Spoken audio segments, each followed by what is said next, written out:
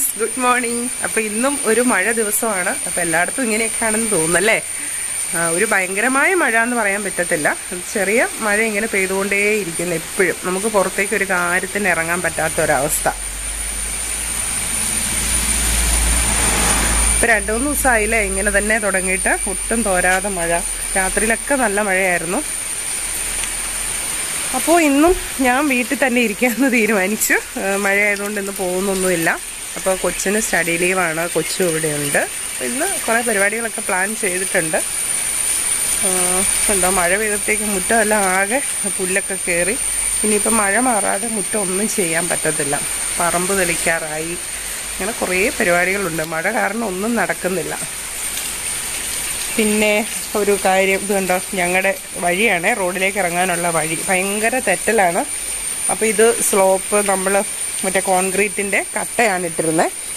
പക്ഷേ ആരും ഇനി ഇങ്ങനെ ചെയ്യരുത് കേട്ടോ. അത് ഭയങ്കര അപകടമാണ്. മഴ പെയ്ത് കഴിയുമ്പോഴത്തേക്കും ഭയങ്കര തന്നല. ഈ സ്ലോപ്പ് ഉള്ളിടത്താണ് ഈ വിഷയം. ഇങ്ങനെ പായൽ പിടിച്ച് നമുക്ക് 2 വീലർ ഇറക്കാൻ മേല, നമുക്ക് നടന്നിറങ്ങാൻ മേല. ഭയങ്കര അപകടമാണ്. ഞാനും കൊച്ചുമൊക്കെ ഇവിടെ തെന്നി വീണു. ഇപ്പം പിന്നെ ഞങ്ങൾക്ക് കുറച്ചുകൂടെ എക്സ്പീരിയൻസ് ആയതുകൊണ്ട് ഞങ്ങൾ തെന്നാതെ പയ്യെ ഇറങ്ങി പോവുകയും കയറി വരികയൊക്കെ ചെയ്യുന്നുണ്ട്. പക്ഷേ നമുക്കിപ്പോൾ ഇവിടെ പുറത്തുനിന്നൊക്കെ ആൾക്കാരിപ്പം ഇങ്ങനെ എന്തെങ്കിലും ഡിഷ് ചാർജ് ചെയ്യാനും അങ്ങനെയൊക്കെ പൈസ തരാനൊക്കെ ആയിട്ട് ആൾക്കാർ വരുവേ. അപ്പോൾ അവരെല്ലാം പരാതി പറയും, അയ്യോ തെന്നി വീഴാൻ തുടങ്ങിയെന്ന്. അതുകൊണ്ട് ആരും മുറ്റത്ത് ഇത് കൂട്ട് കോൺക്രീറ്റ് കട്ടകൾ ഇങ്ങനെ സ്ലോപ്പ് ഉള്ളിടത്ത് ദയവ് ചെയ്തിടരുത് കേട്ടോ. ഭയങ്കര അപകടമാണ്. ഇനിയിപ്പോൾ ഇതെല്ലാം മാറ്റി വല്ല ടാർ ചെയ്യുവോ അങ്ങനെ എന്തെങ്കിലും ചെയ്യണം. ഇത് ഞാൻ കുറേ പൂച്ചെടിയൊക്കെ വെച്ച് പിടിപ്പിച്ചതായിരുന്നു. ഇപ്പോൾ പൂച്ചെടി ഇല്ല, അതിനകത്ത് പുല്ല് മാത്രമേ ഉള്ളൂ. കുറേ ഈ പായൽ ചെടികളൊക്കെ മഴ പെയ്തപ്പോഴത്തേക്കും കുറേ പായൽ ചെടികളൊക്കെ വളർന്നു വന്നിട്ടുണ്ട്. അപ്പോൾ ഇതെല്ലാം ഞാൻ ഇടയ്ക്ക് പറിച്ച് കളയുന്നതാണ്. പക്ഷെ പിന്നെ അത് ഭയങ്കരമായിട്ട് കയറി വരുന്നു.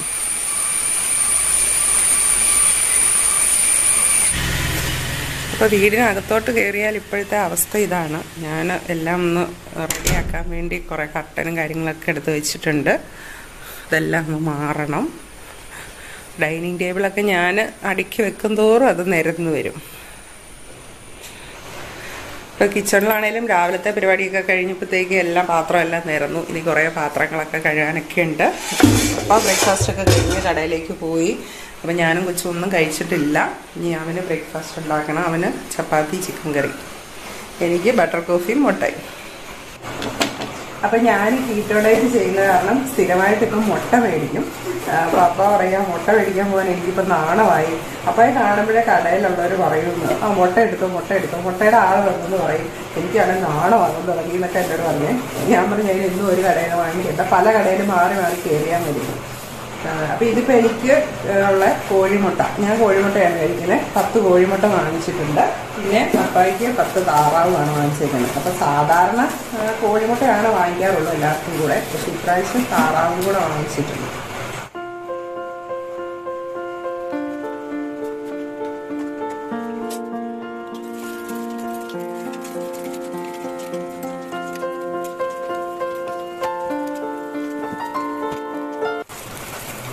അപ്പോൾ എനിക്ക് മുൾസയാണ് ഉണ്ടാക്കുന്നത്, ഫുൾ ബോയില്.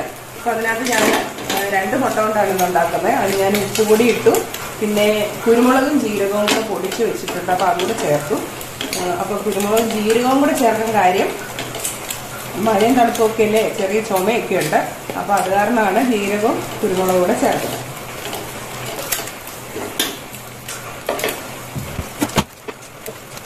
അപ്പോൾ ഞാനിതൊന്ന് മറിച്ചിട്ടും കൂടെ ഒന്ന് ബോയിൽ ചെയ്തെടുത്തു. അതാണ് ഫുൾ ബോയിൽ എന്ന് പറഞ്ഞത്.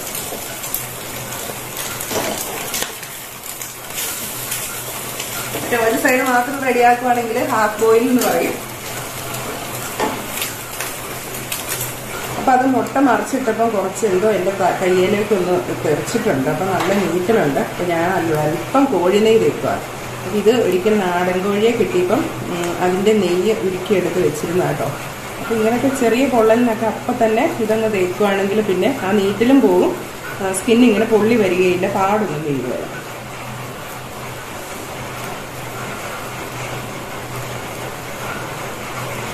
അപ്പം എനിക്ക് ബട്ടർ കോഫിക്കുള്ള വെള്ളം വെച്ചു. അപ്പം ഇതാണ് കൊച്ചിൻ്റെ ബ്രേക്ക്ഫാസ്റ്റ്. ചപ്പാത്തിയും ചിക്കനും പിന്നെ പാൽ ചായ.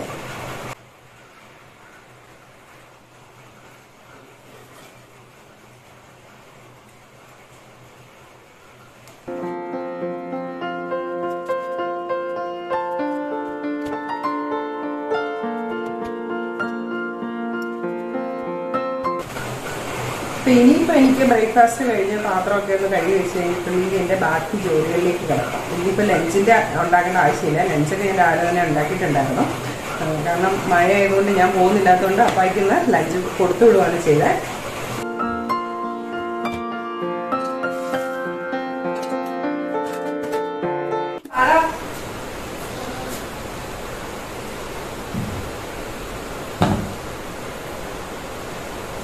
അപ്പോൾ ബ്രേക്ക്ഫാസ്റ്റ് കഴിക്കുവാണ്. ഭയങ്കര മഴയായി കേട്ടോ, ഭയങ്കര ശക്തിയിലുള്ള മഴയാണ് ഇന്ന്.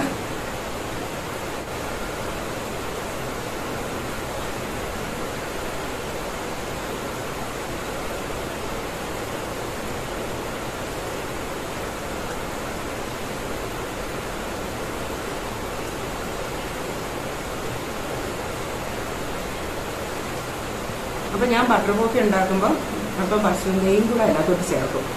അപ്പോൾ നല്ലൊരു ടേസ്റ്റാണ് ബട്ടർ കോഫി കുടിക്കാനായിട്ട്. പിന്നെ അല്പം ഉപ്പും കൂടി ചേർക്കും.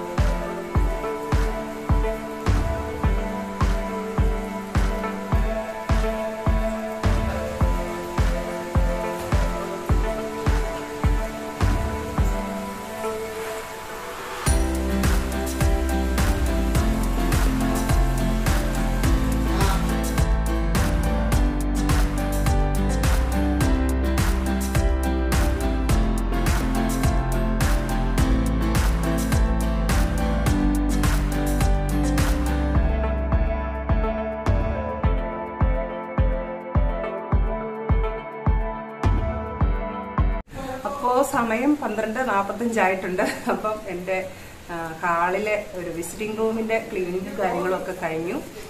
ഇനിയിപ്പോൾ ഇത്രയും ചെയ്യുന്നുള്ളൂ. ഇനിയും ബാക്കി റൂമുകളും കൂടെ ഒന്ന് ക്ലീൻ ചെയ്യാനൊക്കെ ഉണ്ട്. ഡൈനിങ് ഏരിയയും ബെഡ്റൂമൊക്കെ ഒന്നുകൂടെ ഒന്ന് ക്ലീൻ ചെയ്യണം. പക്ഷെ എല്ലാം കൂടെ ഒരു ദിവസം ചെയ്യുന്നില്ല, അപ്പോൾ അത് മടുപ്പാകും. അപ്പോൾ ഇന്നത്തെ വീഡിയോയിൽ ഇത്രയൊക്കെയാണ് വിശേഷങ്ങൾ. അപ്പോൾ വീണ്ടും നമുക്ക് നാളെ കാണാം. Okay, by.